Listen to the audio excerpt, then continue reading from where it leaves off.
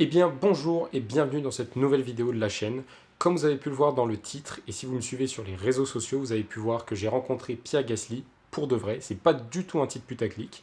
Je l'ai croisé à Roissy-Charles de Gaulle il n'y a pas plus tard que 2 jours. Honnêtement, quand on fait une rencontre insolite, c'est jamais prévu, mais là les circonstances n'étaient vraiment pas faites pour que je le rencontre, et pourtant c'est ce qui s'est passé. Je vous en dis plus juste après l'intro.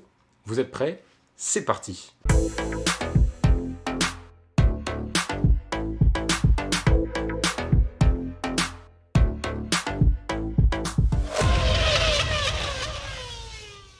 Alors, le point de départ de cette histoire assez rocambolesque, c'est que j'étais en France les 10 derniers jours pour pouvoir revoir ma famille, fêter Noël, etc.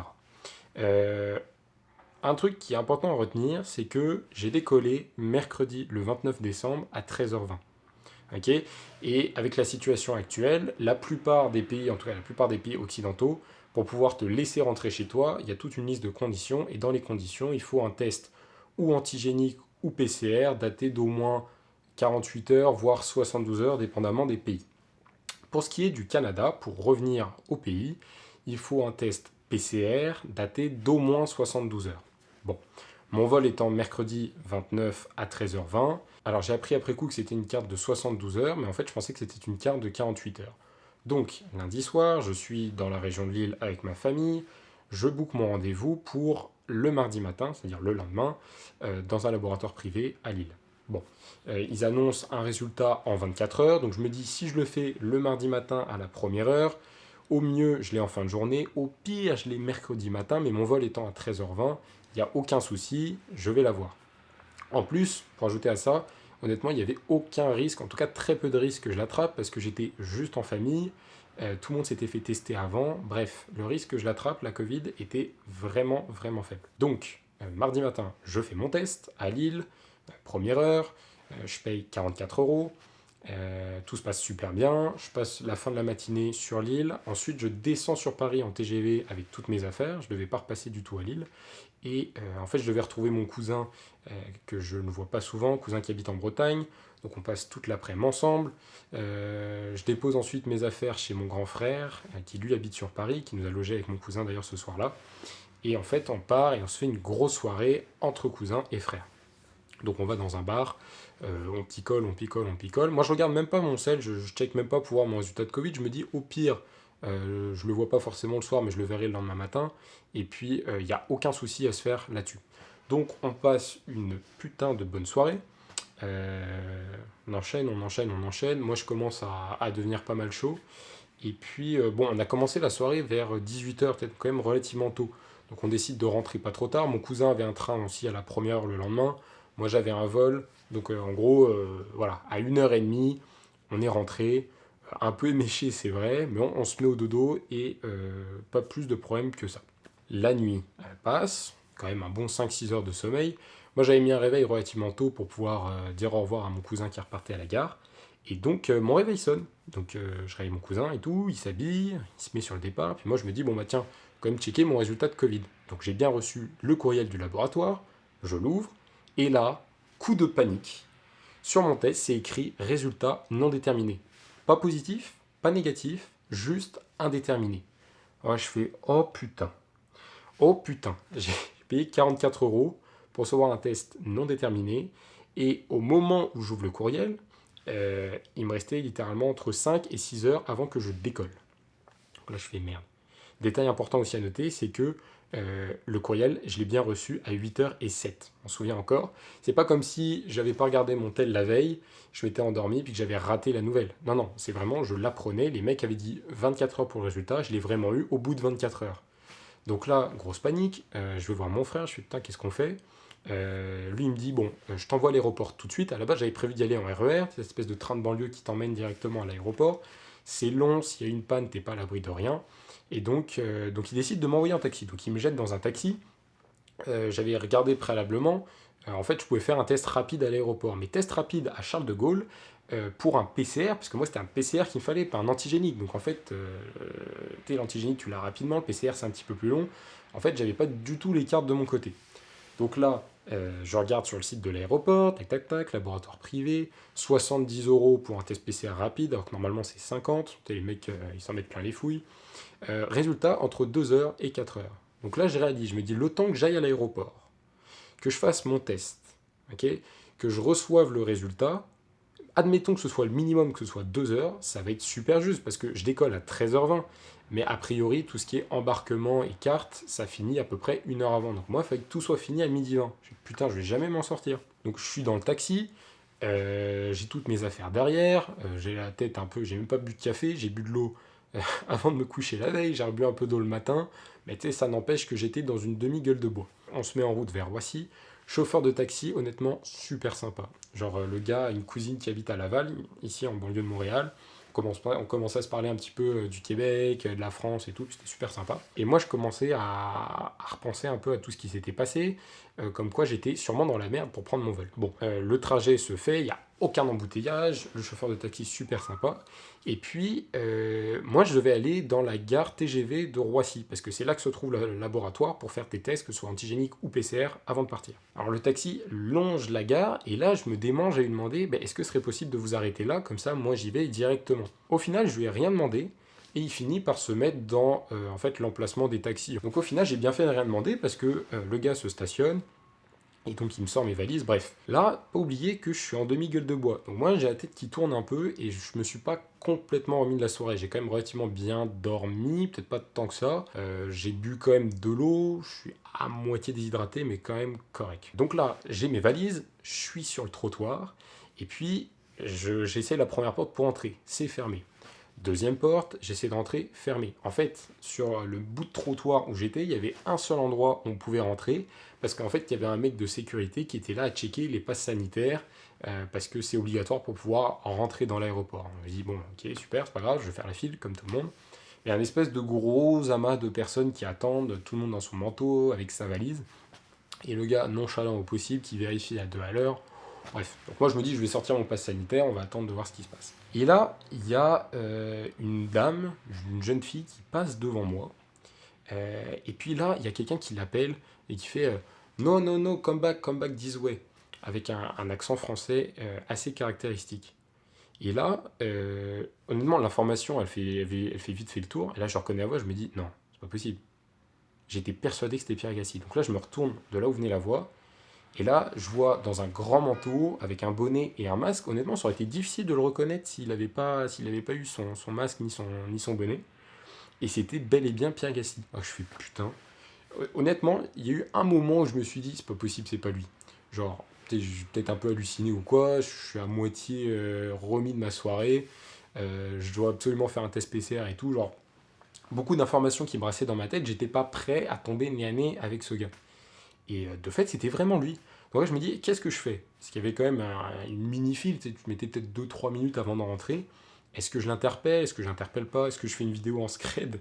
Mais c'est un peu bête de faire ça. Je t'ai dit, bah, je vais quand même lui dire bonjour, parce que genre, je l'ai reconnu, ça sert à rien de faire semblant. Donc, du coup, je vais le voir, et puis je lui dis, ah, salut Pierre, je lui dis exactement ça. Je lui fais, ah, salut Pierre, je suis vraiment un grand fan et tout. Et là, je lui tends un coude pour essayer juste de le checker. Puis là, il aurait pu me dire, non, va chier. Et étonnamment, il me tend le coude, puis il est réceptif en fait. Puis là, je me dis, trop cool. Puis là, je fais, est-ce que je pourrais faire une petite photo avec toi? Puis il était comme, ouais, vas-y, il n'y a pas de souci. Vraiment super abordable. Et donc, on fait un petit selfie. D'ailleurs, la photo, je vous la mets tout de suite. Ceux qui sont sur Insta, normalement, l'ont vu. Et honnêtement, super sympa. Au total, j'ai dû lui parler 30 secondes. Et là, je voudrais faire une petite parenthèse, parce qu'en fait, l'histoire, elle est quasiment déjà finie. Mais en fait, voilà, j'avais vraiment hésité à l'aborder, mais je t'ai dit, genre, le gars, il est comme moi, il part en voyage, il y a du monde, c'est le matin, t'as pas spécialement envie de parler et tout, mais je m'étais dit, c'est quoi la probabilité que je le recroise dans ma vie comme ça, à l'improviste? Honnêtement, elle était très très faible. Donc je me suis dit, on va en profiter, on va aller le voir, mais surtout, ce que j'ai trouvé super important, c'était de pas l'emmerder. Tu vois, je lui ai fait un petit check, j'ai pas parlé trop fort, je veux pas faire trop de bruit, histoire que il devienne pas une mascotte, parce que le mec est quand même dans un cadre de prendre un avion. Et donc voilà, j'ai voulu faire ça discret, et honnêtement, j'ai l'impression que c'est vraiment bien passé. J'ai pas l'impression d'avoir emmerdé quoi que ce soit. Juste un check, une photo, lui ça coûte rien, il fait plaisir à un fan, et honnêtement, voilà. En plus, quand j'y repense, de tous les pilotes de Formule 1 de la grille que j'aurais pu croiser, Pierre Gasly, il fait partie du top 3 facile. Ça aurait été Sébastien Vettel en numéro un, parce que c'est mon pilote préféré et depuis quelques années maintenant. Mais Pierre Gasly, il n'aurait pas été très loin derrière. Honnêtement, ce pilote est tellement méritant. En plus, il est français, donc honnêtement, incroyable. J'ai été vraiment, vraiment, vraiment ravi de le voir. Et puis voilà. Donc ça, on va dire que c'est pour la partie Pierre Gasly qui est arrivée vraiment au début de mon histoire. Je vais quand même finir mon histoire parce qu'elle est assez intéressante. Mais là, on sort vraiment de la Formule 1 et tout. C'est juste que, voilà, donc je sors du taxi, je tombe sur Pierre Gasly, je fais la photo, et là, je pars à la course. Donc là, on pourrait se dire que techniquement, le sujet de la vidéo est terminé. Oui, mais moi, il me reste encore beaucoup d'étapes parce que mon vol est à 13h20. Je suis arrivé à l'aéroport vers 9h et j'avais pas de test PCR. Donc, globalement, moi, mon voyage il était relativement foutu. Donc, je vais à la gare TGV, je fais la file d'attente, je m'inscris, quand même un petit peu de monde, ça piétine, mais finalement ça se fait. Je paye mon test 70 euros, je rappelle 44 euros pour le premier, 70 euros pour le deuxième, bref, il y a déjà 114 euros qui sont partis dans les tests PCR, plus les 62 euros du taxi, parce qu'à la base, moi je devais prendre le RER.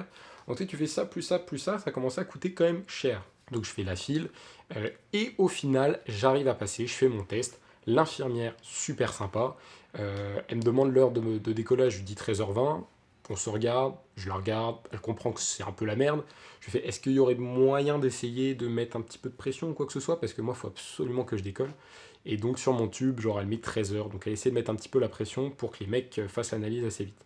Mais là, ils m'ont dit, c'est entre 2h et 4h. Okay, j'étais comme, le test, je l'ai littéralement fait à 10h40, et j'ai appris plus tard que l'embarquement pour mon vol, en tout cas pour obtenir la carte d'embarquement, ça a fermé à 12h20. Donc moi, au plus tôt, je pouvais avoir le résultat du test à 12h40. J'ai dit, putain, mais c'est niqué. Mais bon, je sors du centre de test, j'ai mon reçu, de toute façon, j'ai juste à actualiser jusqu'à ce que je reçoive le courriel.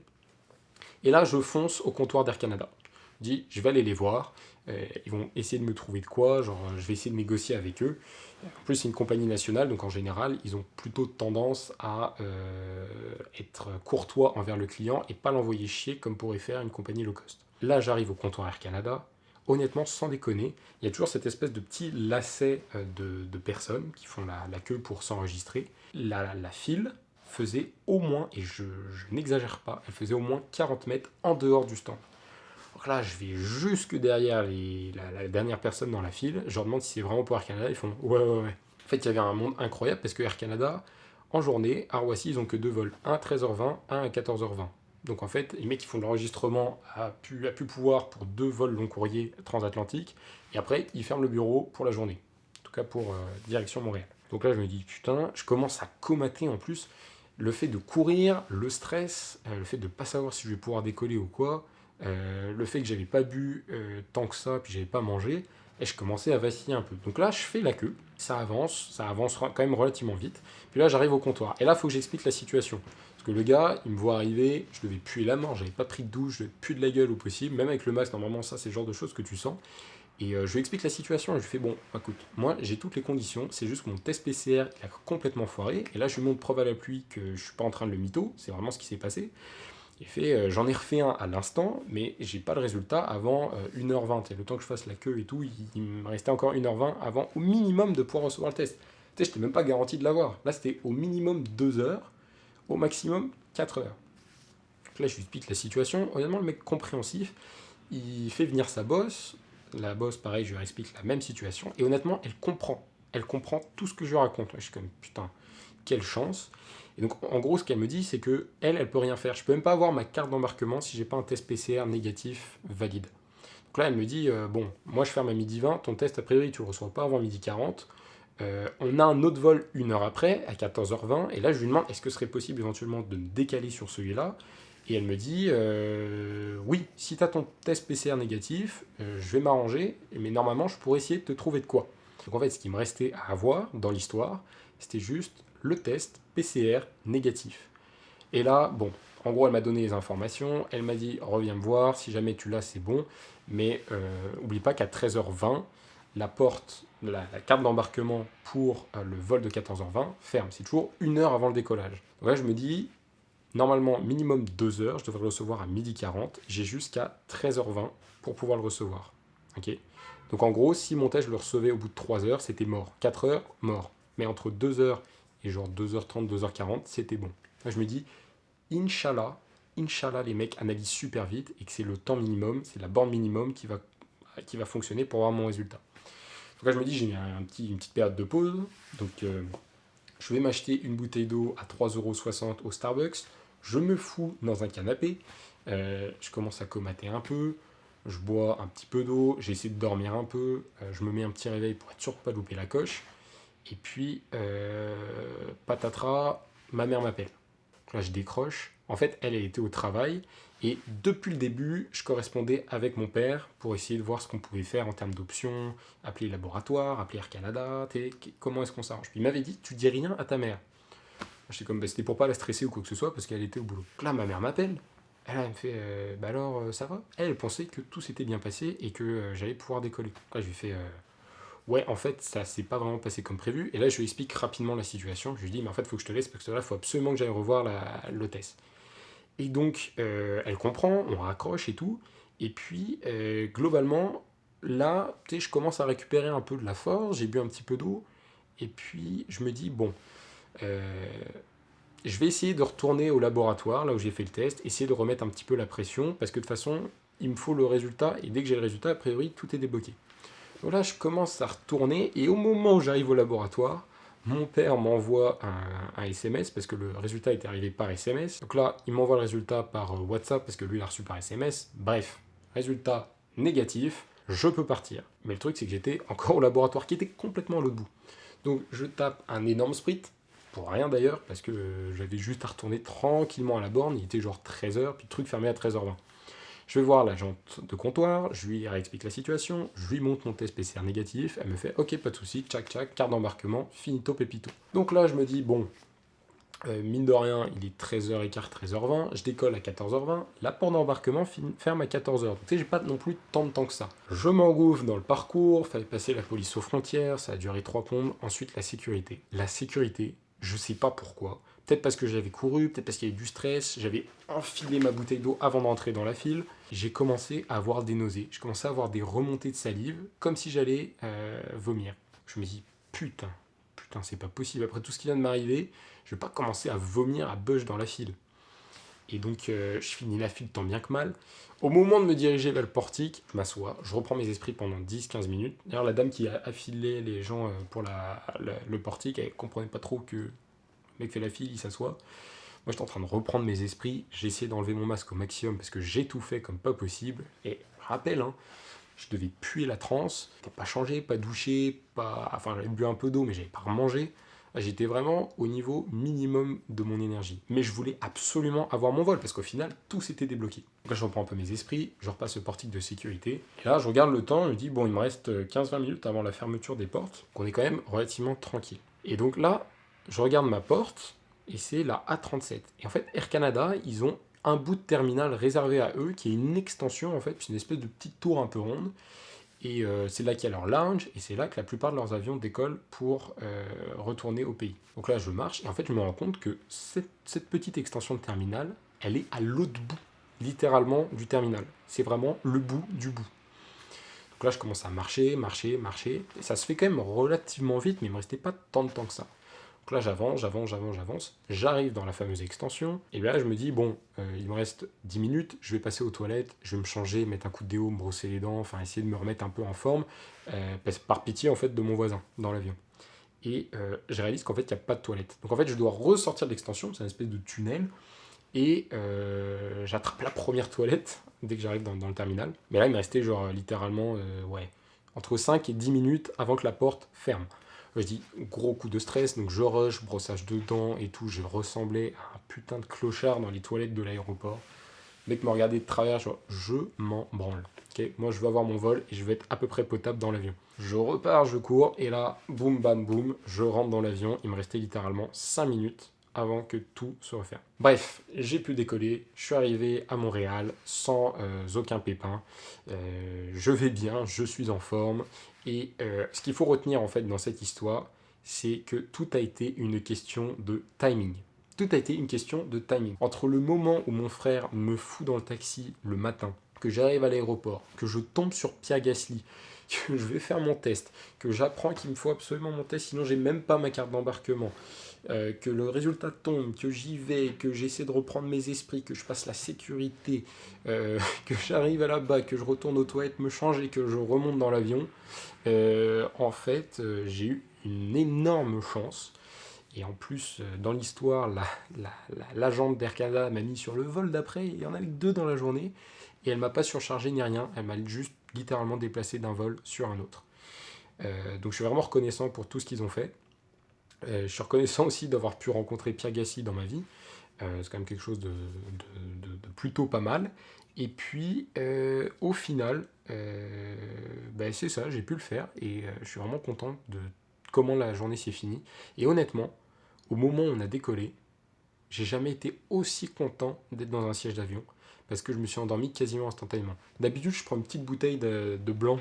Tu sais, souvent sur Air Canada ou sur Air France, ils te proposent de l'alcool pendant le repas. Je prends une petite bouteille de blanc, pas pour me bourrer la gueule, mais juste pour m'aider à m'endormir. Là, j'aurais été incapable de la prendre tellement j'étais pas hyper bien. Mais surtout, j'étais tellement fatigué et déshydraté et tout que je me suis endormi. Et au final, j'ai passé un très bon vol. Bref, c'est la fin de cette vidéo. Et je tenais à dire aussi que ça allait être la fin de cette chaîne YouTube. Graining était une belle aventure. J'ai commencé ça il y a à peu près 10 mois. On était en confinement et en couvre-feu. En fait, une situation qui n'a pas tant changé aujourd'hui, malgré les 2 doses de vaccin. Mais ça, c'est une autre histoire. On ne va pas rentrer dedans.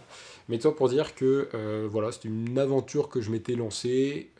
J'ai fait présentation de voiture, j'ai fait quelques grands prix au début. Puis ensuite, je me suis rendu compte qu'en fait, faire une chaîne YouTube sur la Formule 1, ça me prenait en fait plus de temps que ce que j'aurais aimé consacrer et que les résultats n'étaient pas forcément aussi probants. C'est donc pour ça que je décide d'arrêter. Mais je trouve qu'on finit sur une très belle note puisque j'ai quand même rencontré Pierre Gasly, ce qui n'est quand même pas rien du tout. Voilà, globalement, j'espère que cette vidéo vous a plu. Pierre Gasly, c'était un peu le climax, mais je voulais raconter aussi toute l'histoire parce que c'était quand même partie de ça. Et puis, voilà, tout simplement, si vous avez aimé, n'hésitez pas à liker, n'hésitez pas à mettre un commentaire également, n'hésitez pas à partager. Et puis, voilà, du fond du cœur, je tenais à vous remercier pour ceux qui m'ont suivi depuis le début de cette aventure. Beaucoup de choses qui se sont passées sur cette chaîne, mais globalement, moi, j'en tirerai que du positif. J'espère que ça vous aura plu. Et puis, je ne vous dis pas à la prochaine, je vous dis à jamais. Mais qui sait, peut-être que je vais rouvrir une autre chaîne YouTube sur un autre sujet complètement différent. Je n'en dis pas plus. Sur ce, je vous souhaite une bonne année de 2022. Prenez soin de vous, de vos proches. Et puis voilà, tout simplement. Salut!